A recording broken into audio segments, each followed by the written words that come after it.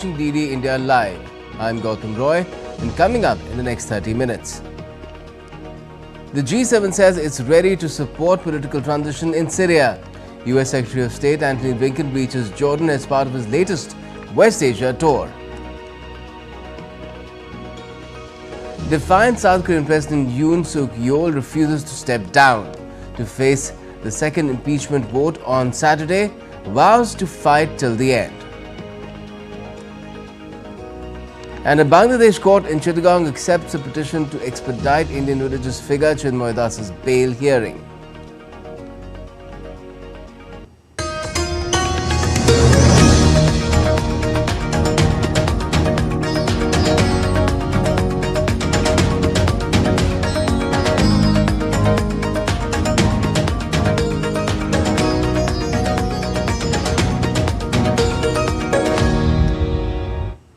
First up, let's get you more on the latest from Bangladesh, where the Chittagong Metropolitan Sessions Court has accepted senior lawyer Rabindra Ghosh's petition to expedite Chinmoy Krishna Das's bail hearing. The court has accepted the petition on a condition to have a lawyer from Chittagong to stand with Ghosh during the hearing. Rabindra Ghosh has subsequently recruited local lawyer Sumit Acharya to stand with him. The move comes a day after the court dismissed an anticipatory bail application for Das, citing the absence of a power of attorney from a Chittagong Bar Association member. Let's get you more on this. We're joined by DD India's Naval Singh Parmar from Dhaka. Good evening, Naval. What do you make of what's happened now? Does it mean that there is some movement forward where the fate of this Indian religious figure is concerned, who's right now jailed in Bangladesh without bail so far in a sedition case? Well, his advocate and senior lawyer Rabindra Ghosh today expressed hope that now some good result will come in the near future. Actually, yesterday he filed 3 petitions to expedite the bail application of Chinmoy Krishna Das, who is in judicial custody since 27th November this year. He has been under the judicial custody under sedition charges, and he was arrested from Dhaka airport on 25th November. But court dismissed his petition to expedite the bail application, which is scheduled to be here on 2nd January 2025, citing the reason that there is no wakalatnama of local advocate from Chittagong Metropolitan Court. But today, again, the senior lawyer, who is around 75-year-old, he went there from Dhaka to Chittagong to help legally to Chinmoy Krishna Das, and he appeared again in the court, and the court granted. He went there with the signature of Chinmoy Krishna Das. He went to prison. He collected signature of Chinmoy Krishna Das, and we again went to court. Court granted him hearing on the condition that there will be a lawyer with him when hearing will be happen from Chittagong Bar Association. So now, as per his statement, Mr. Rabindra Ghosh's statement, there is a hope that he may get bail early, before 2nd of January. All right, let's see what happens. Naval Singh Parmar, thank you for joining us from Dhaka. Now, US Secretary of State Antony Blinken is on a trip to Jordan and Turkey, aiming to unite regional countries around a shared vision for Syria's future. This comes after the ousting of Syrian long-time authoritarian leader Prasar al-Assad. The top US diplomat's trip focuses on supporting an inclusive Syrian-led transition to a government that is both accountable and representative. He'll be discussing the importance of preventing Syria from becoming a base for terrorism or posing a threat to neighboring countries. Besides ensuring that a secure and safe destruction of chemical or biological weapons that have been said to have been stockpiled as well during the Assad regime. Secretary Blinken will also emphasize that displaced Syrians in the region will continue to need access to protection. Leaders of the group of 7 major democracies are ready to support a transition process that leads to credible and non-sectarian governance.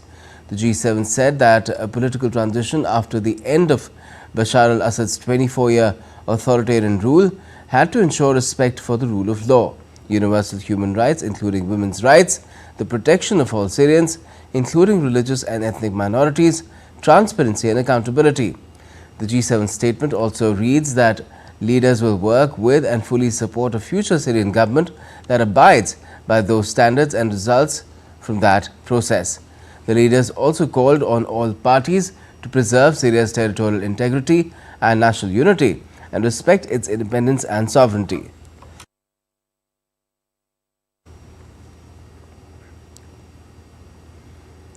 Now, a caretaker prime minister linked to the rebel group that toppled longtime dictator Bashar al-Assad's regime in Syria has been appointed to oversee the transition of power. Latakia's city residents have welcomed the opposition forces with celebrations as well. Meanwhile, the country's Baath party, which had been led by Assad's family for decades, has suspended its work and activities until further notice. The main commander of the fighters said that he would dissolve the security forces of the former regime, close its prisons and hunt down anyone involved in torture or killing of detainees. For refugees, the prospect of returning home has brought a mixture of joy and grief over hardship in exile. Syrians lined up at the Turkish border on Wednesday to head home as well. United Nations Secretary General Antonio Guterres has said there are signs of hope in Syria following the overthrow of President Bashar al-Assad's regime by rebel forces over the weekend. Guterres said that the United Nations is committed to a smooth transition of power in Syria. As we speak, we are witnessing the reshaping of the Middle East, with changes in the correlation of forces among the key regional actors, with the immense tragedy of the Palestinian people, whose right for self-determination and whose right to have their own state must be constantly reaffirmed.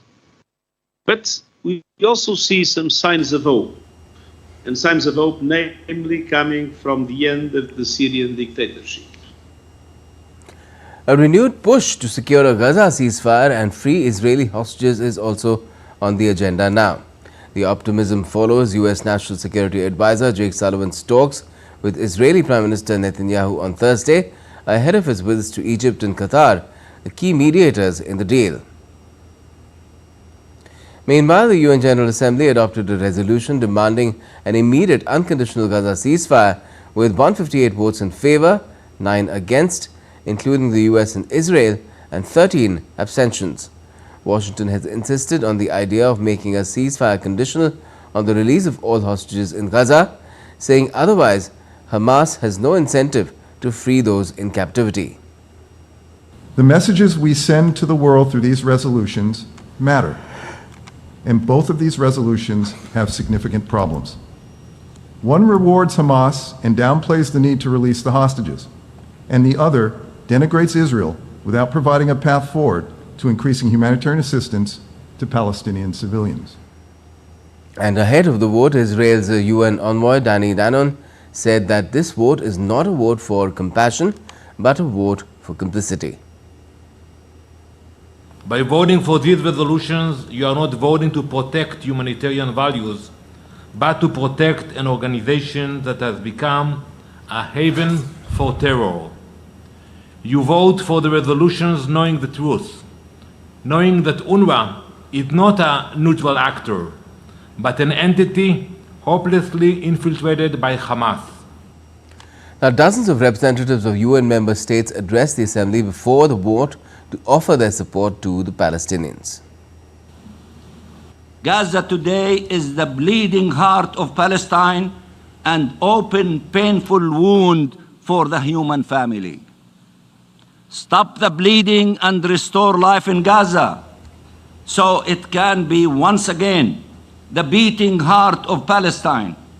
Stop the bleeding so we can restore credibility to our international system, so we can ensure it for future generations, so our people can live so our region can thrive, so that international peace and security can be preserved.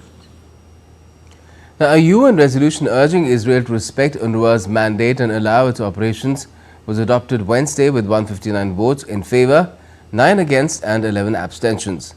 Israel plans to ban UNRWA from the 28th of next month, citing claims that some of its staff were involved in Hamas's deadly October 7 attacks. Now, Israeli forces have started their withdrawal from a town in southern Lebanon, marking a significant step in the ceasefire deal that took effect on the 27th of last month. As part of this agreement, the Lebanese military and the United Nations peacekeepers will deploy in the region, while the Israeli army will continue its withdrawal over the next 60 years.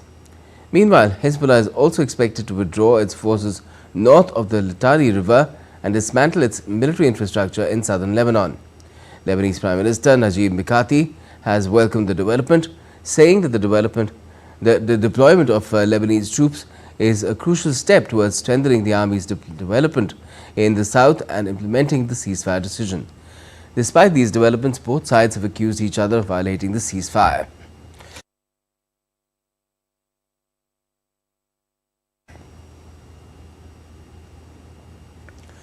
Now, shifting focus to Europe in a provocative move, Ukraine recently fired US-made ATACMS missiles into Russian territory, which has garnered a response from Russia. Russia's defense ministry said that the attack will not go unanswered and appropriate response will be given. It speculated that Russia could launch another hypersonic ballistic missile against Ukraine in the coming days. It's also to be noted that Ukraine had struck a military airfield on the Azov Sea with 6 US-made ATACMS ballistic missiles on Wednesday.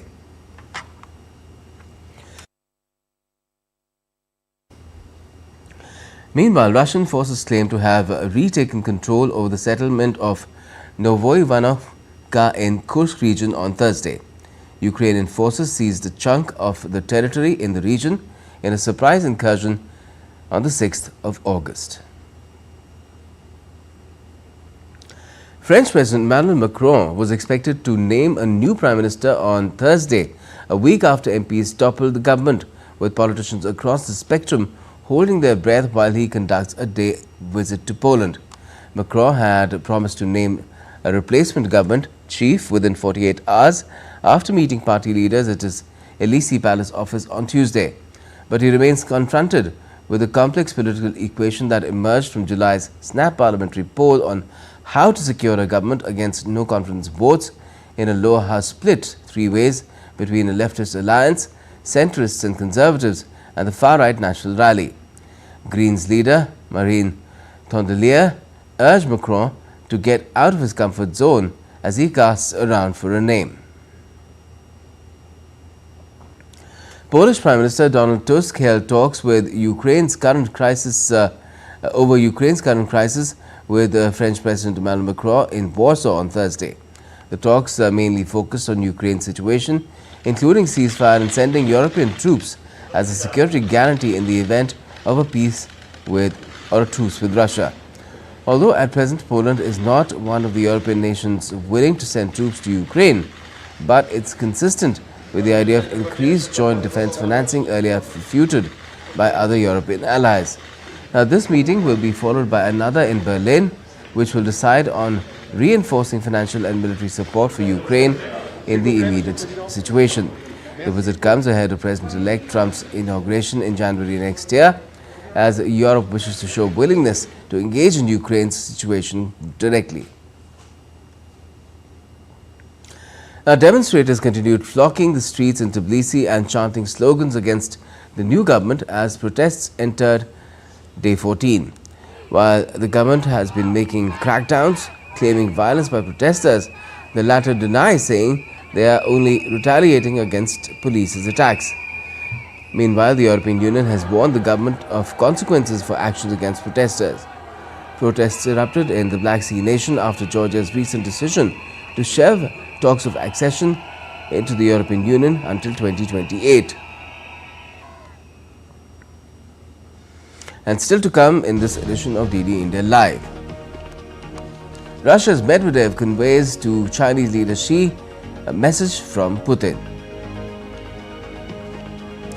Newly sworn in Maharashtra state government in India is set for an expansion on Saturday.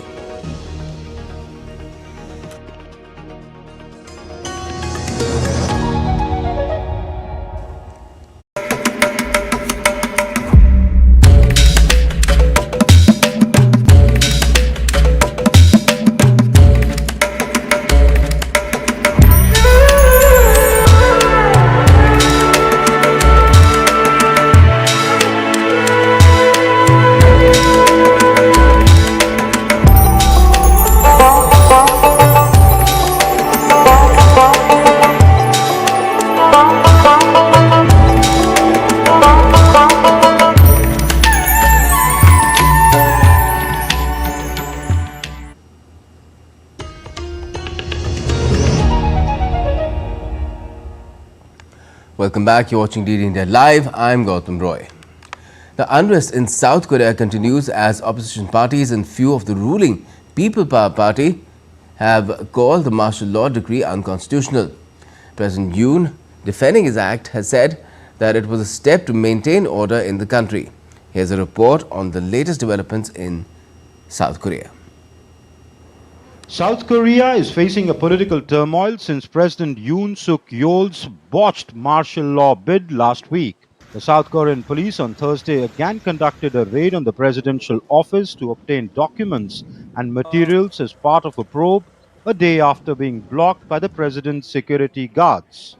A week after a failed attempt, the president is to face an impeachment vote on Saturday. Defending the imposition of martial law, the president in a television speech vowed to fight for the people until the very last minute. We must prevent the forces and criminal groups that have led the paralysis of government administration and disorder of national constitution from taking over the state administration and threatening the future of the Republic of Korea. No matter what, I will fight to the end. The declaration has escalated tensions in the region and generated large protests, with 50,000 protesters calling for Yoon's ouster. While the public has opposed the move, Yoon blames the opposition for the same. Hours after Yoon's statement, South Korea's ruling party leader Han Dong-hoon urged its lawmakers to take a stand for Yoon's suspension. The president should be immediately excluded from state administration, including the military leadership, as long it has been confirmed that the president has no intention of stepping down early. An immediate suspension of his duties is required. Opposition parties on Thursday submitted a new bill to the parliament to impeach the president after his attempt to grant sweeping powers to the military failed last week. Amid the turmoil, the fate of the South Korean president remains uncertain. Bureau Report, DD India. And Deputy Head of the Russian Security Council, Dmitry Medvedev, who arrived for a two-day visit to Beijing on Thursday, handed over to Chinese leader Xi Jinping a personal message from Russian President Vladimir Putin. According to Russian news outlets, China is willing to strengthen its strategic alignment with Russia. Xi told Medvedev, adding that Beijing and Moscow must maintain close cooperation in multilateral forums. Xi also told Dmitry Medvedev that both parties should lead global governance in the right direction and gather consensus among friendly political parties in all countries, especially the global south. Medvedev's visit, his first to China since December 2022, would include discussions with senior Chinese government officials as well. In Pakistan, a special court in Islamabad on Thursday indicted former Pakistan Prime Minister Imran Khan and his wife Bushra Bibi in the new Toshkhana case. According to media reports, Special Court Central 1 Special Judge Central Shahrukh Ajuman, who presided over the hearing at Adyala Jail in Rawalpindi, framed the charges against Imran and Bushra Bibi. The National Accountability Bureau had initially filed the case. Considering the NAB's amendments, the Federal Investigation Agency took over the case and filed its challan in September. Pakistan Tehreek-e-Insaf founder Imran Khan and Bushra Bibi have received bail in the case. Imran Khan continues to remain behind bars as he has other cases registered against him, while Bushra Bibi remains out of prison. The couple, who are accused of causing loss to the National Exchequer through illegal sale of gifts, was arrested in the said case on the 13th of July, the same day when they were acquitted in the Iddat case. Now, Australia plans new rules to create a financial incentive for big tech firms to pay Australian media companies for news content on their platforms. The move is described as a news bargaining initiative. It piles pressure on global tech giants like Facebook owner Meta, Facebook owner Meta Platforms and Google to pay publishers for content or face the risk of paying millions to continue operations in Australia. The platforms at risk of the charge will be significant social media platforms and search engines with an Australian-based revenue in excess of $200 million. Australia in 2021 passed laws to make the US tech giants to compensate media companies for the links that drive readers and advertising revenue to their platforms.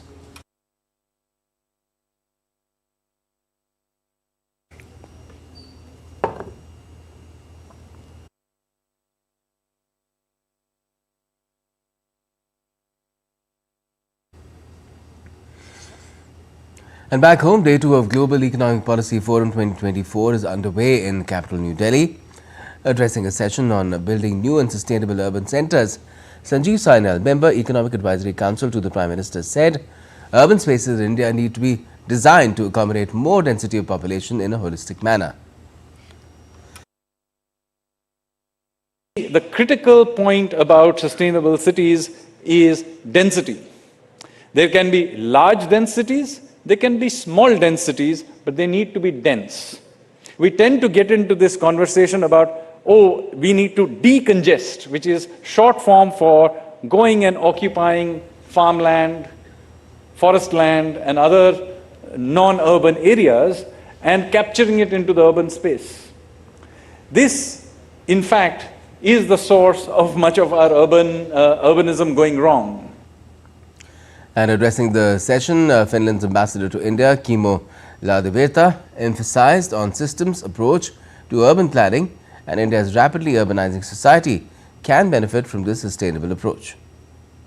Systems approach to sustainability. Urban planning in this century demands a systems approach that integrates energy, water, waste, mobility, and so forth. Treating these elements in isolation is no longer viable. Finland's experience demonstrates that bringing these together creates cities that are not only efficient, but are also more livable and sustainable. I think India's rapid urbanization is a unique opportunity to implement such integrated models, both from planning new urban centers to retrofitting existing ones. I think this holistic approach can reduce resource consumption, lower carbon emissions, and ensure long-term resilience. Now, India's space agency ISRO successfully carried out a critical sea-level hot test of its CE-20 cryogenic engine at ISRO's propulsion complex in Tamil Nadu last month. The indigenous CE-20 cryogenic engine is powering the upper stage of the LVM-3 launch vehicle, also known as Stage 3 Space Launch Vehicle. This engine has successfully powered the upper stage of 6 LVM-3 missions till now, including Chandrayaan-2, Chandrayaan-3 and the upcoming Gaganyaan mission. Speaking on the test, ISRO Chairman S. Somnath said that along with the CE-20 cryogenic engine test, ISRO has also demonstrated multi-element igniter that is required for engine restart capability.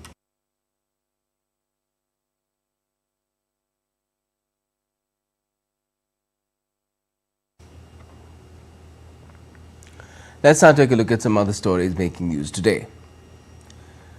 Now, Maharashtra's Deputy Chief Minister Ajit Pawar on Thursday announced that the cabinet expansion of Maharashtra government will take place on Saturday.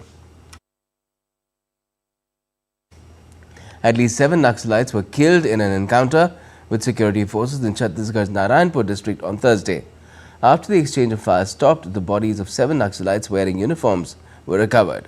Search operations was still said to be underway in the area along with STF and CRPF personnel which had been deployed in the South Mujman region.